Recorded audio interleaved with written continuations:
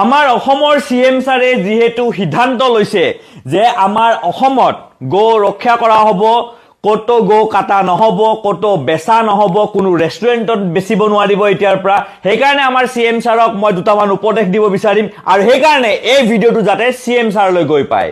মোৰ আমাৰ CM ছাৰলৈ প্ৰথমটো উপদেশ, যেহেতু চৰকাৰৰ MLA মিনিষ্টাৰবোৰে AC ৰুমত থাকে, হেনেদৰে আমাৰ গো মাতাও AC ৰুমত থাকিব।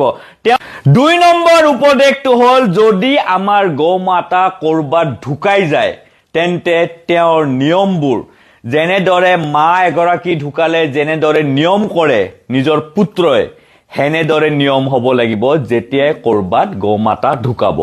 আৰু 3 নম্বৰ উপদেশটো হ'ল, এচিটো গোশালাত লগালে নহব, গো মাতাৰ লগত থাকিব লাগিব পুত্ৰ, নিজৰ ঘৰত ৰাখিব লাগিব। মাক এগৰাকীক যেনেকৈ ঘৰত ৰাখে হেনেদৰে নিজৰ ঘৰৰ ভিতৰত ৰাখি তাতে এচি হ'ব লাগিব।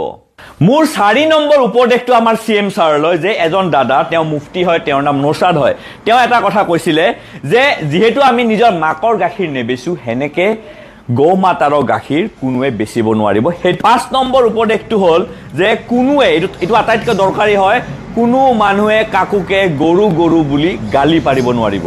এই ভিডিঅ'টো যাতে আমাৰ CM ছাৰলৈ গৈ পায়। জয় অসম।